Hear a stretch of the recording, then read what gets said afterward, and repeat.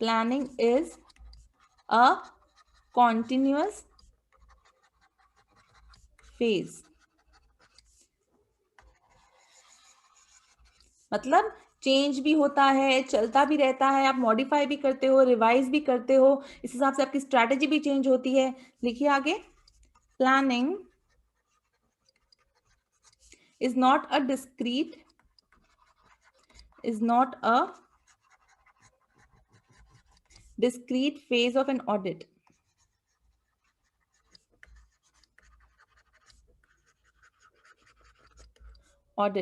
but rather a continual,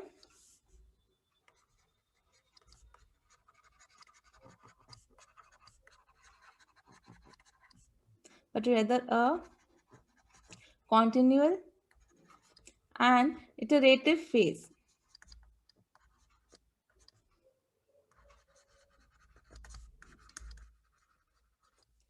Iterative मतलब continuous. Okay.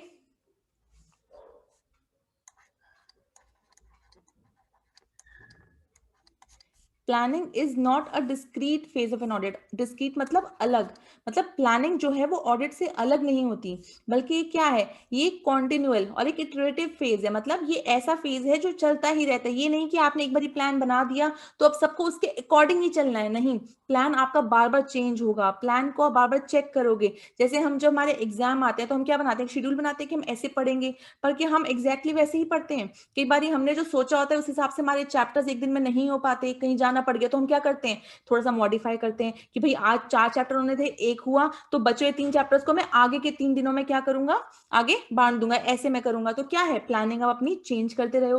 तो क्या है, planning is not a discrete, ये अलग फेज नहीं है ऑडिट का, ये ऑडिट का एक ऐसा फेज है जो ऑडिट में हमेशा चलता रहेगा। It's a continual and iterative phase. Next,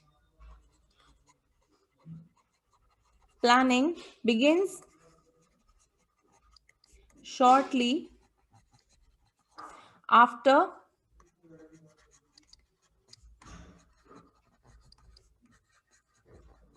completion of previous audit। साथ साथ में हम कीवर्ड्स को अंडरलाइन करेंगे, discrete phase,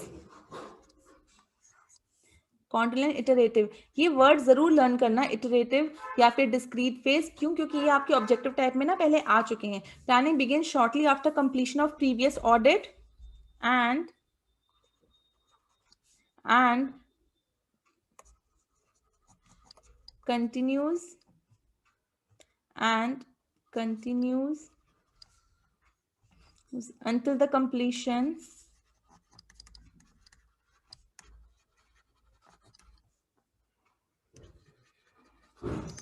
completion of current audit engagement।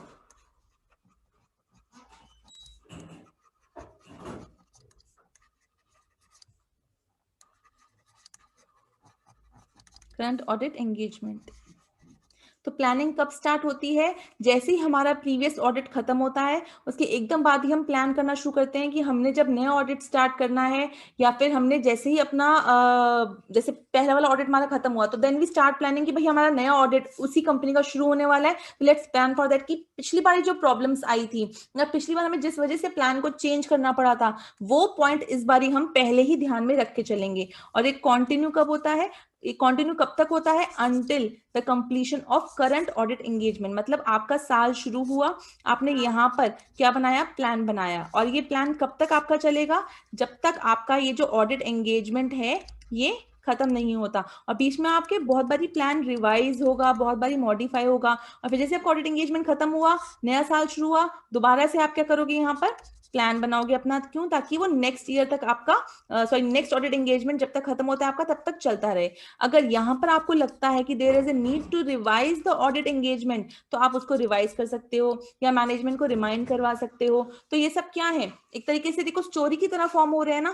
पहले हम कंपनी के अंदर गए, हमने एनवायरनमेंट को समझा, हमने कंपनी से बात करी, हमने क्या किया, ऑडिट एंगेजमेंट लेटर बनाया, टर्म्स अपनी उसमें बनाई। उस टाइम पर भी हमने बहुत सारी डिस्कशंस मैनेजमेंट से करी, उनके हमने रिस्क असेसमेंट उनसे हमने उनके एफआरएफ पूछे, हमने उनकी पॉलिसीज पूछी, कैसे उनकी कंपनी वर्क करती है, और हमने टर्म्स बनाए। टर्म्स के अंदर हमने क्या डाला अपना, कि हमारी प्री कंडीशंस क्या हैं, कि भाई हमें आप पूरी की पूरी फाइनेंशियल स्टेटमेंट्स बना के दोगे, और जो है फाइनेंशियल स्टेटमेंट्स वो फेयर होनी चाहिए, एज पर एफआरएफ होनी चाहिए। हमने उनको ये सब चीजें बोली, और फिर साल शुरू हुआ, हमने क्या किया, सब चीजों को दिमाग में रखते हुए प्लान बनाया, और हमने प्लान के अकॉर्डिंग फिर क्या लगाए, रिस्क असेसमेंट प्रोसीजर्स लगाए, कि भाई ये हमारे रिस्की एरियाज हैं। फिर हमने उन रिस्की एरियाज को चेक किया, उन पर हमने एनटीई ज्यादा लगाया, हमारी टीम भी उन एरियाज पर ज्यादा फोकस करने लगी, बाकी एक दो जो बच्चे लोग हैं वो रेस्ट फैक्टर्स को देखने लगे।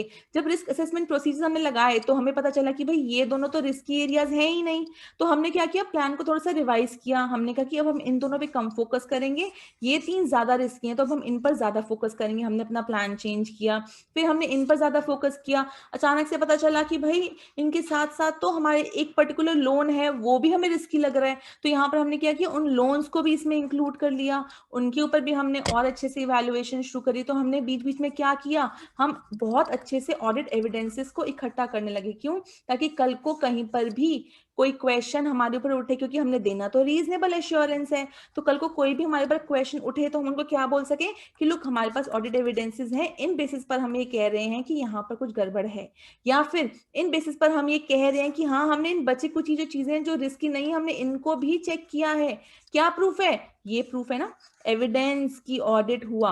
हमने रिस्की एरियाज को तो चेक किया, साथ में जो रिस्की नहीं थे हमारे टीम के एक बंदे ने उनको भी चेक किया, और साथ साथ में वो क्या इकट्ठे करता रहा, पेपर्स इकट्ठे करता रहा, वर्किंग पेपर्स को इकट्ठे करता रहा, उनको एक फाइल में लगाता रहा, जिसको हम क्या कहते हैं, ऑडिट फाइल।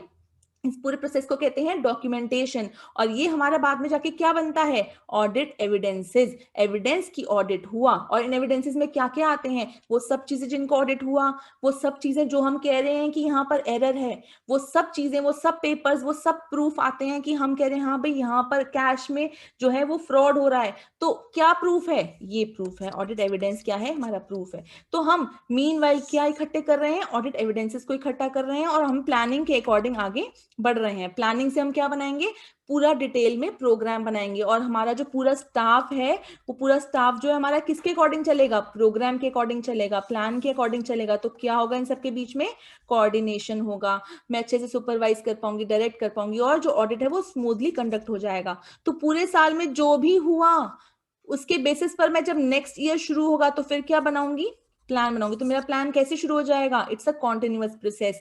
जैसे ही मेरा पिछला ऑडिट एंगेजमेंट वाला प्लान खत्म होगा, मैं दोबारा से एक नया प्लान बना लूंगी, इन सब चीजों को दिमाग में रखते हुए कि क्या क्या प्रॉब्लम आई थी। और अगर बीच में मैनेजमेंट ने मुझे परेशान किया था, टर्म्स जो थे हमारे एंगेजमेंट के उनको नहीं माना, तो मैं क्या करूंगी, उनको दोबारा से याद दिलाऊंगी, या फिर उसको रिवाइज भी करवा सकती हूँ। ठीक है? और अगर मैनेजमेंट बीच में आ जाती है कि भाई एक काम करो, आप हमारे टर्म्स ऑफ एंगेजमेंट को चेंज कर दो, तो मैं ये देखूंगी कि जो वो चेंज करवाना चाहते हैं उसके पीछे रीजन क्या है। अगर तो रीजन जस्टिफाइड है तो मैं बीच में ही अपने ऑडिट के जो टर्म का जो ऑडिट के एंगेजमेंट के जो टर्म्स हैं उनको चेंज करने के लिए मान जाऊंगी। पर अगर मुझे लगेगा कि नहीं भाई ये तो कोई ऐसी चीज चेंज कराना चाहते हैं जिसकी वजह से मैं रीजनेबल एश्योरेंस नहीं दे पाऊंगी, मैं तो रीजनेबल दे ही नहीं पाऊंगी, वो तो मेरा लो एश्योरेंस हो जाएगा, मैं अच्छे से ऑडिट एविडेंसेस इकट्ठे नहीं कर पाऊंगी, ऑडिट एविडेंस सफिशिएंट और अप्रोप्रिएटली इकट्ठे नहीं कर पाऊंगी, तो मैं उनको क्या बोलूंगी, नो, मैं टर्म्स को चेंज नहीं करना चाहती। अब ऐसे में अगर मैनेजमेंट कहती है कि चलो ठीक है मत चेंज करो, तो ऑडिट चलता रहेगा। अगर मैनेजमेंट कहेगी कि नहीं भाई हम पुराने एंगेजमेंट पर काम नहीं कर सकते, हमें तो कुछ टर्म्स चेंज करानी है, मैनेजमेंट भी अटक गई, मैं भी यहाँ पर अटक गई कि भाई मैं भी चेंज नहीं करूंगी टर्म्स जो आप बोल रहे हो, अगर उस हिसाब से एंगेजमेंट लेटर चेंज हो गया तो मैं सफिशिएंट और अप्रोप्रिएट ऑडिट एविडेंसेस नहीं ढूंढ पाऊंगी, आपने मेरे ऊपर लिमिटेशन लगा दी, तो मैं क्या करूंगी, what I'll do, I'll just leave the office, what I'll do अगर ऐसा कुछ हुआ तो। अरे बताओ। डिस्क्लेम। डिस्क्लेम नहीं, नो, ये चीज तो बीच में हुई है ना, याद करो, जब बीच में मैनेजमेंट मेरे पास आई, मैनेजमेंट ने मैम विथड्रॉल। पहले आप टीसीडब्ल्यूजी के पास जाओगे। राइट, मैं अपने आप को एंगेजमेंट से विड्रॉ कर दूंगी और कम्युनिकेट करूंगी किसको, TCWG को एंड मेंबर्स को। तो बीच में ये बात हुई है ना कि मैनेजमेंट बीच में आपके पास आई, उसने बोला कि भाई हमने जो वादे और कस्में किए थे, जो हमने पेपर पे लिखे थे, उनको चेंज करो। तो मैं उनको क्या बोलूंगी, मैं चेंज नहीं करूंगी, क्योंकि अगर मैंने वो टर्म्स चेंज कर दी तो आप मुझे अच्छे से ऑडिट नहीं करने दोगे। तो अब ये काम बीच में हुआ है, तो मैं अपने आप को एंगेजमेंट से विड्रॉ कर लूंगी। एंगेजमेंट मतलब जो ऑडिट साथ में करने का हमने एक प्रॉमिस किया था, जो हमारी एंगेजमेंट हुई थी, वो एंगेजमेंट मैंने तोड़ दी, मैंने अपने आप को एंगेजमेंट से विड्रॉ कर लिया। अगर तो मैं यहां पे पहुंच चुकी होती ना, अगर तो मैं यहां पे पहुंच चुकी होती एंड ऑफ द ईयर में, तो मैं बोलती कि अब तो मुझे ओपिनियन देना पड़ेगा। तो अब जाके अगर आप मुझे परेशान कर रहे हो, तो अब मेरे पास एक ऑप्शन बचता है कि मैं अपने आप को क्या, कि मैं अपने ओपिनियन को डिस्क्लेम कर दूंगी। मैं कह रही हूँ कि मैं अपना ओपिनियन जो देने का राइट है उसको छोड़ना चाहती हूँ। रीजन, जो भी मेरे पास रीजंस होंगे, मेल्स होंगी मैनेजमेंट की, किस तरीके से वो मुझे रोक रहे हैं एविडेंसेस ढूंढने से, या जो भी लिमिटेशंस है, मैं उनको मेल डालूंगी कि हाँ भाई please allow me to talk to this senior person, या please provide me with this document with this additional information. और जो मैनेजमेंट रिप्लाई करेगी उसको मैं एज अ बेस रखकर अपने ओपिनियन को डिस्क्लेम कर दूंगी। पर ये तो काम बीच में हो रहा है ना, कि मैनेजमेंट बीच में आ गई बोलने के लिए कि भाई टर्म्स चेंज करो। और वो टर्म्स चेंज करने का मतलब ये है कि भाई कहीं ना कहीं गड़बड़ है, और ये मेरे जो है ऑडिट के स्कोप को, जो मेरे ऑडिट को करने का दायरा है, उसको कम कर रहे हैं। तो मैं ऐसे में क्या करूंगी, बीच में I will withdraw from the engagement. ठीक है, तो ये क्या है, ये पूरी एक स्टोरी है ना, जिस तरीके से हम लोग आगे इस स्टोरी को और एक्सटेंड करते जाएंगे, जैसे हम इसको करेंगे, हर बार हम इसी स्टोरी को उठाकर दोबारा दोबारा करेंगे। जैसे जैसे हम लोग ऑडिट को और अच्छे से पढ़ेंगे, तो इस स्टोरी के अंदर और चीजें भी आती जाएंगी। ठीक है, चलिए नेक्स्ट लिखिए। ये समझने के लिए ये मत लिखना, जो ये ऊपर राइटिंग पार्ट है इसको लिखना। ओके, लिखिए।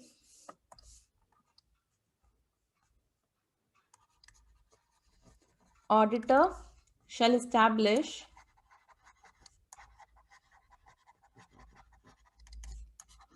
overall audit strategy, overall audit strategy। Auditor पहले क्या एस्टैब्लिश करेगा, overall audit strategy that sets, ऊपर वाली लाइन में सिर्फ यही लिखना, नीचे वाली लाइन में ऐसे लिखना। तो जिस तरीके से मैं लिख रही हूं, अगर अलग लाइन में शुरू किया मैं, तो आप भी अलग लाइन में ही लिखोगे। That sets scope, timing and direction of audit, and direction of audit. Okay, that guides development of audit plan,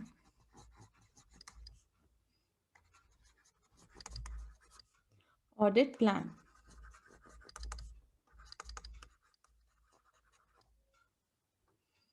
देखिए इसको, auditor shall establish overall audit strategy. तो मतलब पहले ऑडिटर क्या कर रहा है, स्ट्रैटेजी को एस्टैब्लिश करेगा। मतलब पहले वो मेन पॉइंट्स को ध्यान में रखेंगे, उसके बेसिस पर प्लान करेंगे। दैट सेट्स स्कोप, वो सेट क्या करेगा, दैट सेट्स क्या सेट करेगा, scope, timing and direction of audit. तो जो स्ट्रैटेजी होगी उसमें क्या होगा कि स्कोप, टाइमिंग एंड डायरेक्शन। तो स्ट्रैटेजी के बेसिस पर हम क्या करेंगे, स्कोप, टाइमिंग एंड डायरेक्शन। मतलब ऑडिट के अंदर किन चीजों पर हमने ज्यादा टाइम लगाना है, ऑडिट का क्या स्कोप होगा, मतलब किन चीजों को हम ऑडिट में कवर करेंगे, किन को हम ज्यादा कवर करेंगे, कौन से एरियाज को हम ज्यादा चेक करेंगे। डायरेक्शन मतलब कि पहले हम किस चीज का ऑडिट करेंगे, पहले हम सीधा डेटर से स्टार्ट करेंगे, कौन से रिस्की एरियाज है पहले हम रिस्की एरिया से स्टार्ट करेंगे, या पहले जो नॉन रिस्की एरियाज है उनको हम जल्दी से एक हफ्ते के अंदर निपटा के फिर पूरा जो टाइम अपना वो नॉन जो है पूरा टाइम अपना रिस्की एरियाज को देंगे। तो डायरेक्शन क्या होगी, ये सब किन चीजों पर बेस्ड होता है, जो भी हमारा ऑडिटर होता है ना, उसके जजमेंट पे, उसके प्लान पे, उसके एक्सपीरियंस पे। तो ये जो भी डिसीजंस हैं, ये कौन ले रहा है, ये ऑडिटर ले रहा है। क्यों, ताकि ऑडिट जो है वो इफेक्टिवली और एफिशिएंटली हो पाए।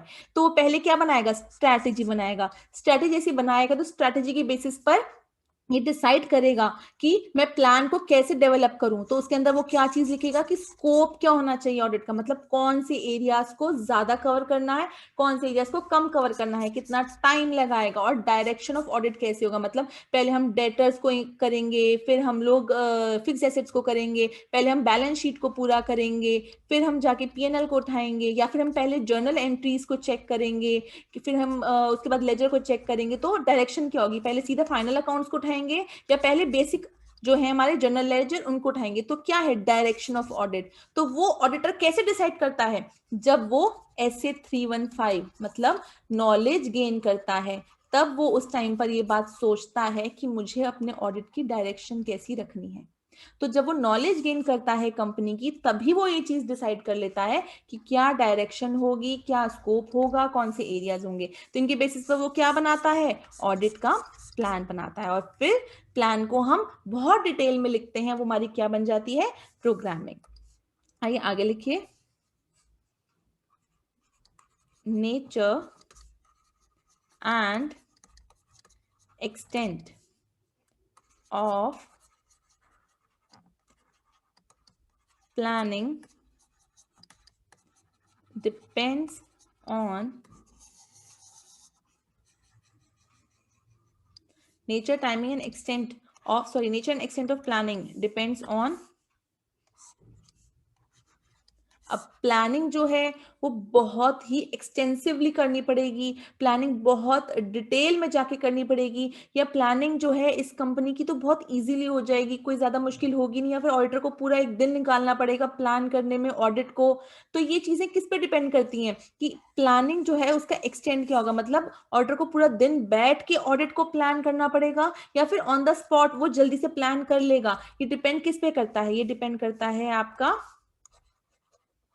size and complexity of entity, size and complexity of entity। अब आप ये सोचो, अगर एंटिटी बहुत छोटी सी है, ज्यादा ट्रांजेक्शन्स भी नहीं है, साल के अंदर मान लो सिर्फ 10,000 या 8,000 ट्रांजेक्शन्स हैं, सेल की भी ज्यादा ट्रांजेक्शन्स नहीं है, मैक्सिमम सेल ही कंपनी की 10 लाख है, तो वहां पर प्लान क्या होगा कि भाई यहाँ पर हम अच्छे से अपना ऑडिट करेंगे।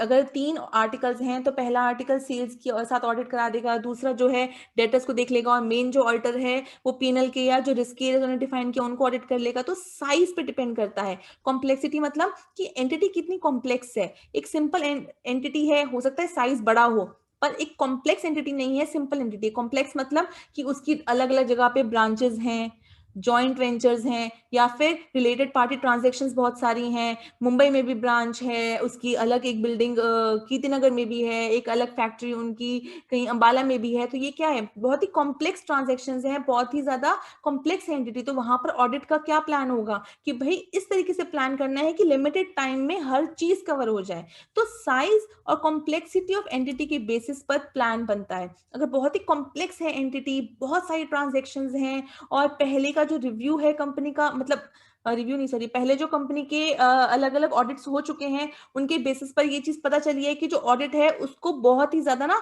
वेरी होके करना पड़ता है। मतलब कि आप एक एस्पेक्ट को अगर कवर करोगे तो ये नहीं है कि हाँ आपका पूरा का पूरा एक पॉपुलेशन का एरिया कवर हो गया। मतलब हो सकता है कि कंपनी एक ही प्रोडक्ट में डील ना करती हो, कंपनी बहुत सारे प्रोडक्ट्स में डील करती हो, तो आप वहां पर क्या करोगे कि आप एक प्रोडक्ट का ऑडिट करोगे तो सारे प्रोडक्ट्स कवर हो जाएंगे।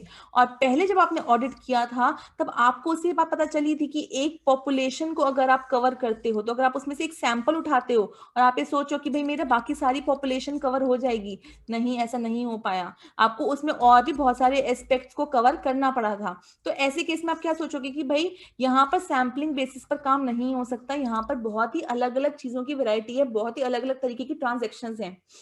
तो यहाँ पे क्या है, बहुत ही कॉम्प्लेक्सिटी है। तो अपने इस एक्सपीरियंस के बेसिस पर आप कह सकते हो कि प्लानिंग मुझे बहुत ही ज्यादा डिटेल में जाके करनी पड़ेगी, ताकि मेरे जो सारे एरियाज हैं ये सारे एरियाज कवर हों। खाली एक एरिया को कवर करके मैं बाकी सारे एरियाज की ऑडिट हो गया ये नहीं कह सकता।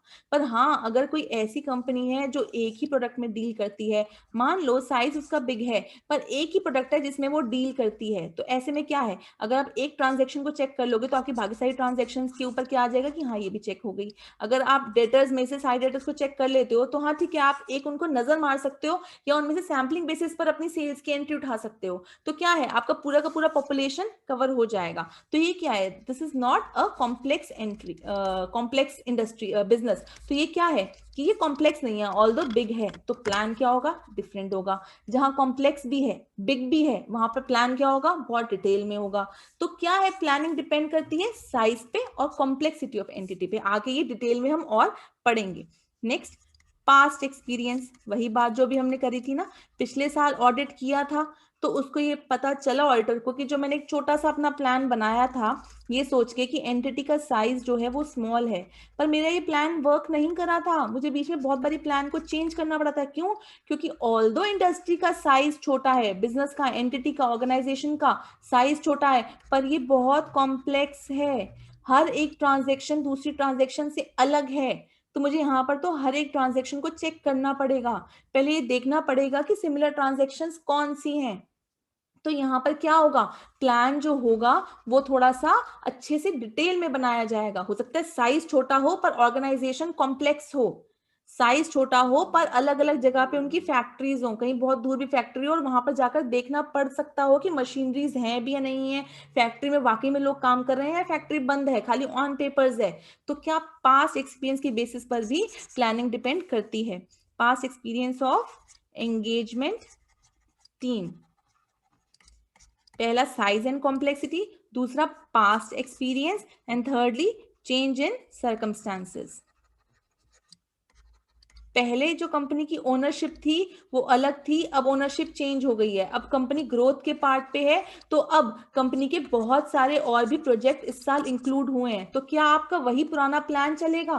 नहीं, आप कहोगे भाई अब तो कंपनी बहुत अच्छे से ग्रो हो रही है, बहुत एक्सटेंसिवली ग्रो हो रही है, तो अब मैं क्या करूंगा, मुझे प्लान थोड़ा चेंज करना पड़ेगा। अब मुझे देखना पड़ेगा कि भाई जो नए प्रोजेक्ट हैं जिसमें कंपनी पैसा इन्वेस्ट कर रही है, क्या वाकई में वो प्रोजेक्ट्स क्या है, स्टेबल है, मतलब आगे जाके कंपनी उन प्रोजेक्ट से कमाएगी, या वो प्रोजेक्ट्स जस्ट वैसे हैं कि हाँ इन्वेस्टमेंट दिखानी है इसलिए प्रोजेक्ट का नाम ले दिया। तो यहाँ पर क्या होगा कि सर्कमस्टेंसेस भी थोड़े से चेंज हो गए हैं। तो जो भी सर्कमस्टेंसेस चेंज होते हैं किसी भी वजह से भी आपको हो सकता है अपने प्लान को चेंज करना पड़े। पहले जो आपने प्लान को डिटेल में बनाया था हो सकता है कि और भी ज्यादा डिटेल में बनाना पड़े, या हो सकता है पहले डिटेल में बनाया था अब डिटेल में ना बनाना पड़े। कंपनी के 2-3 प्रोजेक्ट्स ऐसे हैं जो छूट गए हैं, तो कंपनी के अब 2 ही प्रोजेक्ट्स रह गए हैं, जो बाहर की फैक्ट्रीज थी वो बंद हो गई हैं। तो ऐसे में क्या है कि आपको लगेगा अब तो बस इन 3 प्रोजेक्ट्स को ही चेक करना है, तो अब इतना डिटेल में प्लान इस साल नहीं बनाना पड़ेगा। क्योंकि कंपनी अगर ग्रो होती है तो कई बार कंपनी क्या होती है, बंद होने की कगार पे भी आ जाती है, प्रोजेक्ट्स बंद हो जाते हैं। तो ऐसा थोड़ी ना कि उनका ऑडिट नहीं होता, ऑडिट तो उनका तब भी होता है। तो कई बार सर्कमस्टेंसेस चेंज होने की वजह से पहले जो डिटेल में प्लान बनता था अब वही प्लान क्या बनेगा, इतना डिटेल में नहीं बनाने की जरूरत।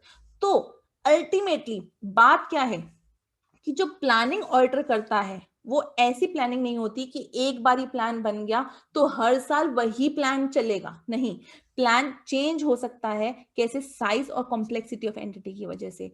ऑडिटर के पास्ट एक्सपीरियंस, एंगेजमेंट टीम मतलब जो ऑडिटर प्लस उसकी टीम, उनके पास्ट एक्सपीरियंस जो पिछली बार उन्होंने फेस किया था वही चीज वो इस बार भी फेस ना करें, इसलिए हो सकता है वो प्लान को चेंज करें और सर्कमस्टेंसेस में भी चेंज आ सकता है। Size and complexity, past experience of engagement team and change in circumstances. Okay, आइए आगे करते हैं। ये क्या छोटे छोटे सब टॉपिक्स हैं। अब प्लान शुड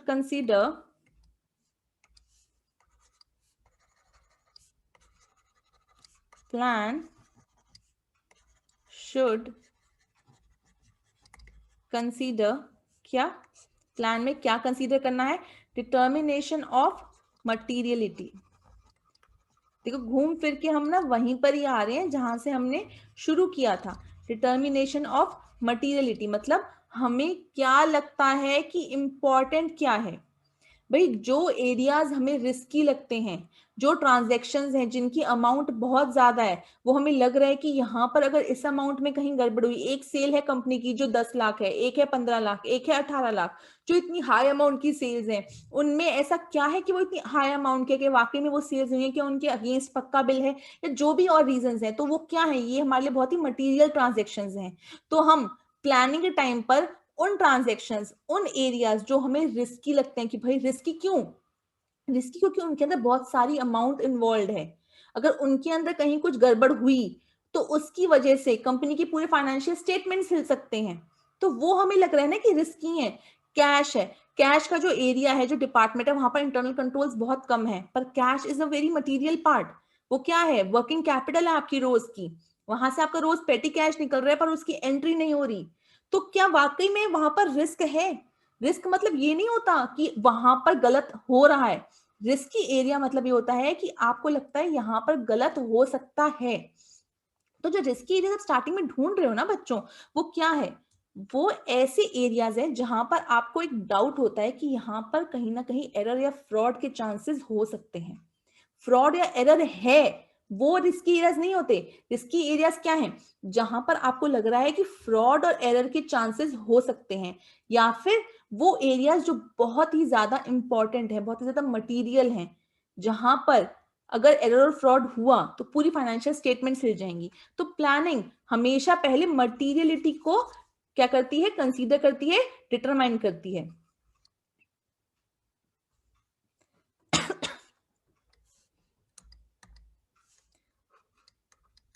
मटीरियलिटी। दूसरा, इन्वॉल्वमेंट ऑफ एक्सपर्ट। अगर कभी कोई भी ऐसा बिजनेस है जहां पर ऐसा लग रहा है कि ऑडिटर को नॉलेज नहीं है, वहां पर वो एक्सपर्ट को भी इन्वॉल्व कर सकते हैं। तो प्लानिंग के अंदर एक्सपर्ट को इन्वॉल्व करना भी कई बार जरूरी हो जाता है। क्यों, क्योंकि अल्टीमेटली बाद में जाके हमने एक्सपर्ट से नॉलेज लेनी है, हमने एक्सपर्ट से ही पूछना है, तो यहाँ पर हम एक्सपर्ट से ही ये बोलते हैं कि प्लीज एडवाइजर्स, जब हम प्लान बना रहे हैं कि अगर सपोज गोल्ड और डायमंड मैन्युफैक्चर कर रही है इंडस्ट्री, तो हमें किस तरीके से अपना प्लान बनाना चाहिए, क्योंकि गोल्ड और डायमंड के बारे में हम लोगों को नॉलेज नहीं होगी, तो हम कैसे चेक करेंगे स्टॉक, हम किस तरीके से अपना प्लान बनाएंगे। तो यहाँ पर एक्सपर्ट भी कई बार हमें प्लान बनाते टाइम एडवाइस देता है, तो हम कई बार एक्सपर्ट को भी अपने प्लान में इन्वॉल्व करते हैं, और हम प्लान को बनाते हुए मटीरियल जो चीजें हैं ना, उन पर ज्यादा ध्यान देते हैं। मटीरियल मतलब जो हमें लगता है रिस्की हो सकती हैं, जो हमें लगता है रिस्की हो सकती हैं, है नहीं, रिस्की हो सकती हैं, जो मटेरियल हैं, मतलब अगर उनमें गड़बड़ हुई तो पूरी फाइनेंशियल स्टेटमेंट्स पर इफेक्ट पड़ सकता है, मतलब परवेजिव, वो परवेजिव हो सकती हैं। तो यहाँ पर प्लान में हम बनाते टाइम इन दोनों चीजों को कंसीडर करते हैं। नेक्स्ट लिखिए,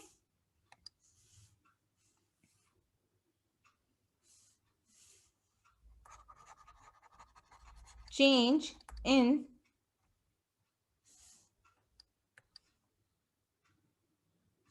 change to audit strategy and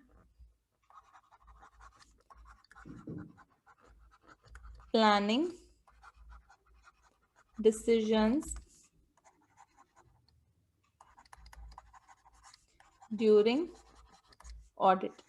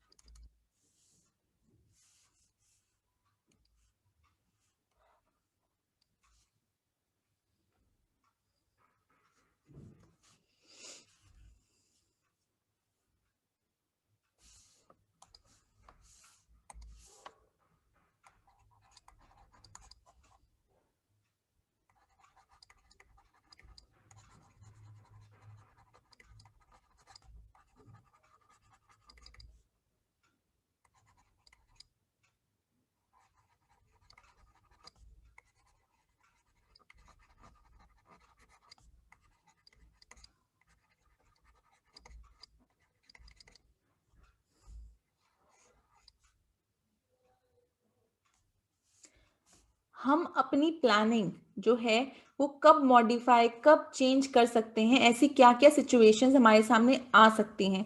auditor can change overall audit strategy और audit plan during course of audit. यहाँ पर ओवरऑल मतलब कई बार ऐसा होता है कि जो प्लान इनिशियली बनाया गया वो पूरा ही प्लान चेंज हो जाता है, पूरी ही स्ट्रैटेजी चेंज हो जाती है। ऐसा कौन सी कंडीशंस में हो सकता है?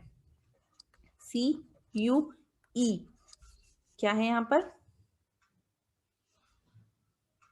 एज अ रिजल्ट ऑफ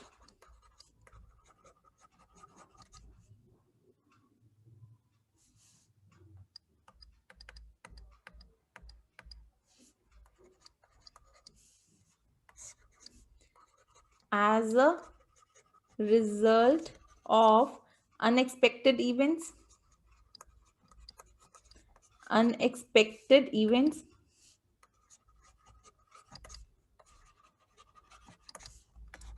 दूसरा changes in condition,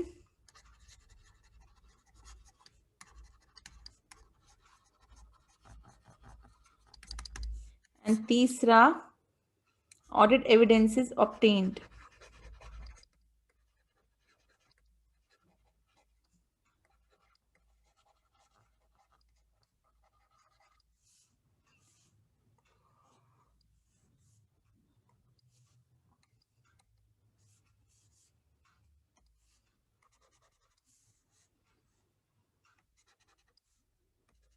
आईसीयू होता है ना, उसी जगह हमने ईसीयू कर दिया। As a result of unexpected events, कई बार कुछ ऐसी घटनाएं घट जाती जिसकी वजह से हमारा पहला जो प्लान होता है वो बिल्कुल फेल हो जाता है।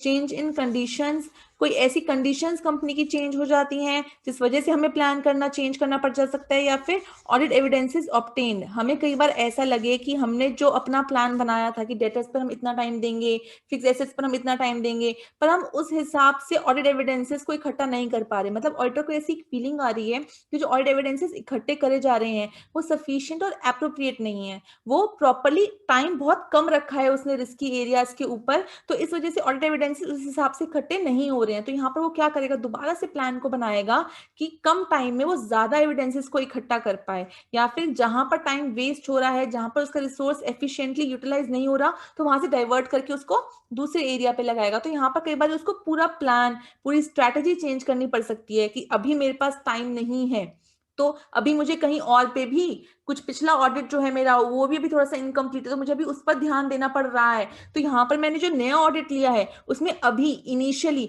मैं रिस्की एरियाज को ना उठाऊं, जो एरियाज जल्दी जल्दी कवर हो सकते हैं अभी मैं उनको उठाऊं, ताकि क्या होगा कि बाद में जब मेरे पास और फ्री टाइम होगा तब मैं क्या करूंगा, और अच्छे से रिस्की एरियाज को करूंगा, ताकि मैं अच्छे से ऑडिट एविडेंसेस को ऑब्टेन कर पाऊं।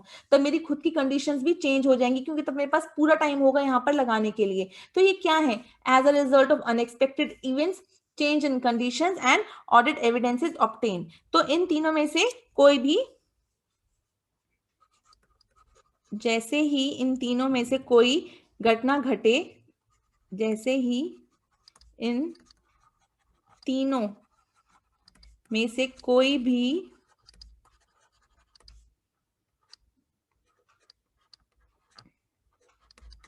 घटना घटे तो क्या करेगा ऑडिटर?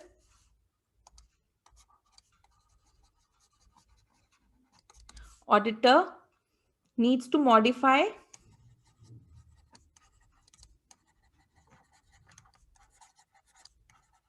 ऑडिट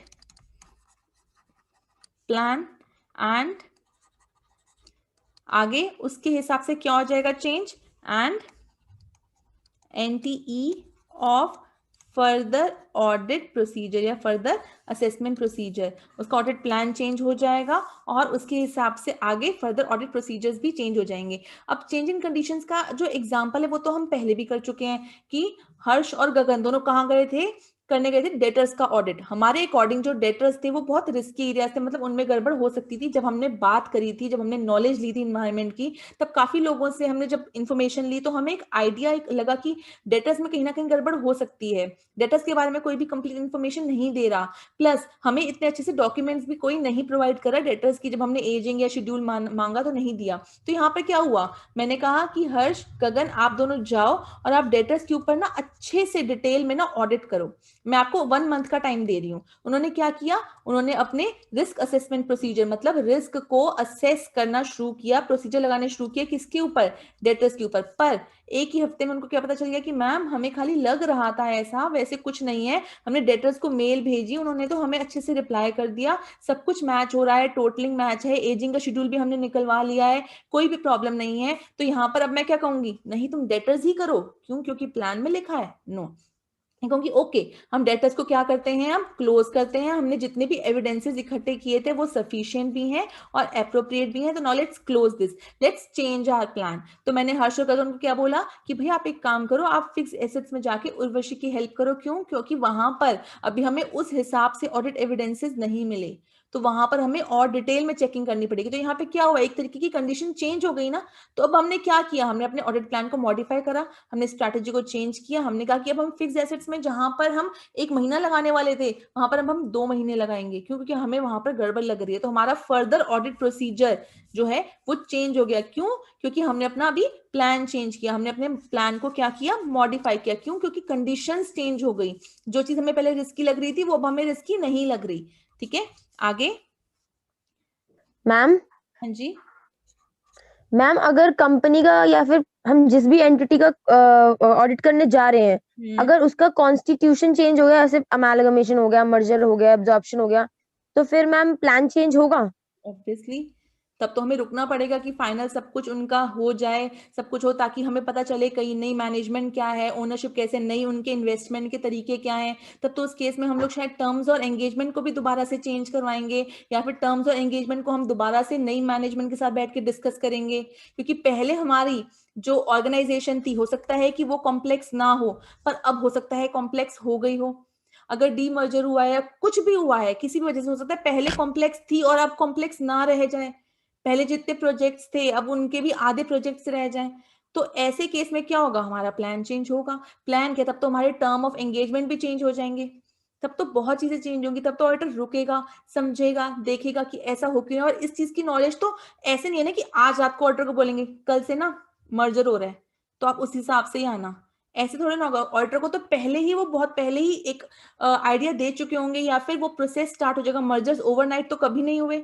मर्जर्स की अगर बात शुरू होती है तो बहुत टाइम पहले, 1 साल पहले, 6 महीने पहले तो शुरू हो जाती। तो ऑडिटर को पहले ही आइडिया होगा कि भाई ऐसा कुछ होने वाला है। और अगर इतनी बड़ी इंफॉर्मेशन मैनेजमेंट छुपाए ऑडिटर से और एक दिन पता चले अगले दिन मर्जर है, तो ऐसा तो पॉसिबल है ही नहीं। तो ऐसे में क्या है, अगर ऑडिटर को पहले से ही पता तो उस हिसाब से ही अपना प्लान बना के चलेगा कि अगर ऐसा इन बिटवीन हुआ तो मैं अपने प्लान को इस हिसाब से चेंज करूंगा। और मर्जर किस एक्सटेंट तक हो रहा है, किस एक्सटेंट तक मैनेजमेंट में चेंज आएगा, कितना साइज चेंज होगा, क्या उसकी कॉम्प्लेक्सिटी जो बिजनेस की वो बढ़ेगी कम होगी, उस हिसाब का तो आइडिया उसको बहुत पहले ही लग चुका होगा। क्योंकि ऑडिटर तो हर रोज कंपनी में आ रहा है, मैनेजमेंट से बात कर रहा है। और जहां मर्जर, डिसोल्यूशन, डीमर्जर्स, जॉइंट वेंचर्स, ऐसी कहीं पे कोई चीज हो रही है तो वहां पर मैनेजमेंट के, वहां पर तो एम्प्लॉयज को भी पता चल जाता है कि भाई हमारी कंपनी में डीमर्जर होने वाला है या मर्जर्स होने वाले हैं। तो वहां पर जहां एम्प्लॉयज को भी नॉलेज है तो ऑडिटर को तो डेफिनेटली नॉलेज होगी, तो वो तो पहले से ही तैयार बैठा होगा। तो प्लान तो चेंज होगा ही, टर्म्स ऑफ एंगेजमेंट भी चेंज हो जाएंगे, बहुत चीजें चेंज होंगी तब तो। ठीक है, चलो आगे लिखो। Okay ma'am. लिखो, क्यों चेंज करना पड़ सकता है, प्लान क्यों चेंज करना पड़ सकता है।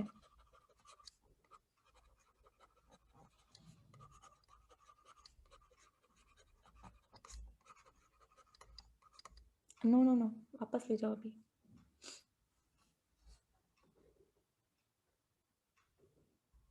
फोटो कॉपी के लिए दे दो।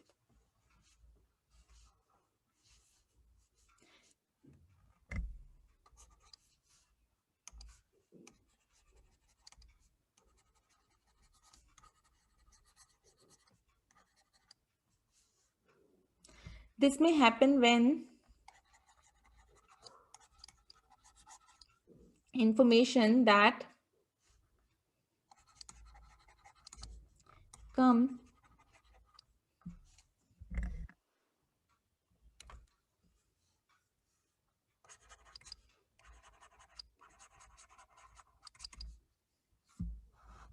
to auditor's attention.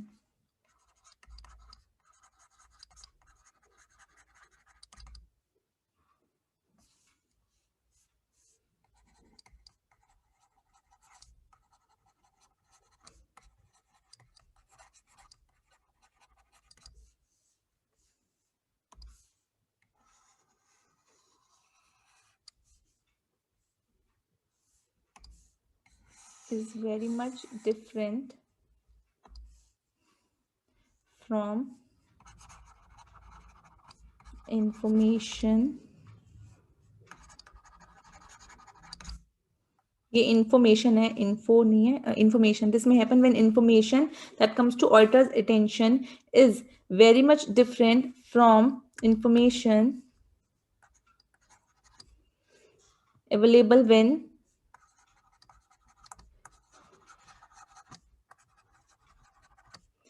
initially audit was planned.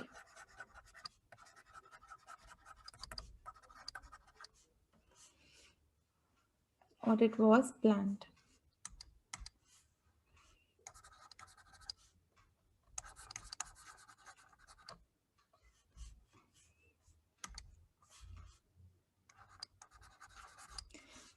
तो यहाँ पर क्या है कि जैसे ही तीनों कंडीशंस में से कोई भी ऐसी घटना होती है कि अनएक्सपेक्टेड इवेंट्स हो गए या कंडीशंस में चेंज आया या ऑडिट एविडेंसेस नहीं मिल पा रहे, उसको लग रहा है कि टाइम कम मैंने डिवोट किया है, ये एरिया थोड़ा सा रिस्की लग रहा है, तो वहां पर प्लान चेंज हो सकता है. तो ऑडिटर अपना प्लान मॉडिफाई कर देगा और उस हिसाब से अपने फर्दर ऑडिट प्रोसीजर्स को भी चेंज करेगा.